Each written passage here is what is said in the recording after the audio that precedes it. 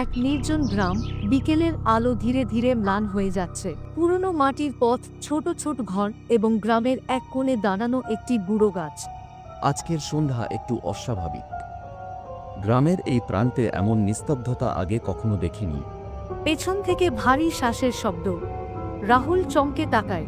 Local চাচা গুরুগম্ভীর স্বরে ধীরে রাহুলকে দেখে, বাবু, কোথা যাচ্ছিস? দাদু, একটু ঘুরতে বেরিয়েছি। শুনেছিস এই গ্রামের পাশের জঙ্গলে রাতের বেলায় ডাইনি ঘোরে? কেউ দেখেনি ঠিক কি, কিন্তু কাহিনী বলছে অন্ধকারে সে শিকার করে। ডাইনি? এটা কি মিথ্যে কাহিনী? তবে কেন এত রহস্যময় তা? রাহুল বাড়ি ফিরে ঠিক করে সে আজ রাতেই জঙ্গলের দিকে যাবে। সে একটা লণ্ঠন জ্বালিয়ে বেরিয়ে পড়ে।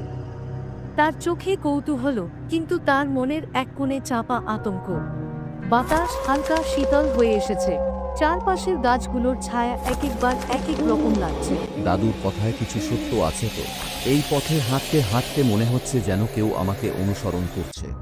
জঙ্গলের প্রতিটি পাতা, প্রতিটি গাছের পেছনে লুকিয়ে আছে এক অতৃপ্ত রোহিঙ্গা, যা আজ রাহুলকে ডাকছে। হঠাৎ লণ্ঠনের আলোয় এক ছায়া ঝলমল করে চোখে পড়ে, কিন্তু মুহূর্তের মধ্যে তা মিলিয়ে যায়।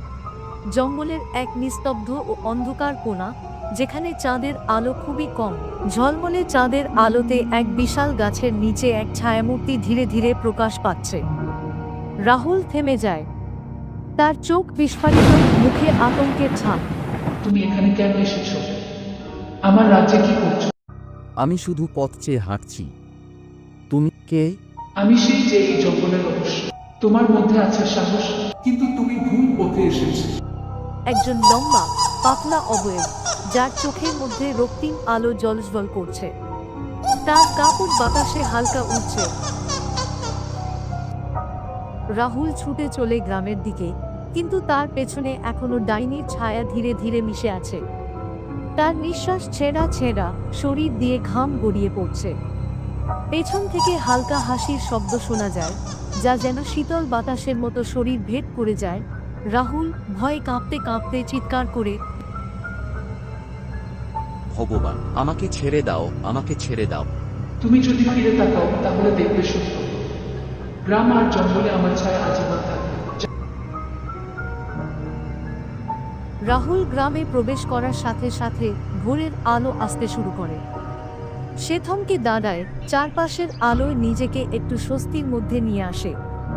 কিন্তু তার হাতে কিছু একটা আছে, একটি কালো দীর্ঘ নখ, যা আগের মতো ছিল না। রাহুল চমকে ওঠে, তার চোখে আতঙ্ক, তার মুখে একটাই প্রশ্ন, আমি কি মুক্ত? যখন রাতের ভয়াবহতা মিলেমিশে যায় দিনের আলোতে, তখন অনেকের মনে প্রশ্ন উঠে, আমরা কি সত্যিই সেই রহস্যময় ছায়া থেকে মুক্ত? এই রকম আরো ভয়ঙ্কর ভিডিও দেখতে চাইলে চ্যানেলটি সাবস্ক্রাইব করুন। ভিডিওটিতে একটি লাইক দাও আর বেল আইকনে প্রেস করুন। কমেন্টে জানাও তোমরা কোথা থেকে দেখছো। পরবর্তী ভিডিওতে তোমাদের নাম পড়ে শোনাবো।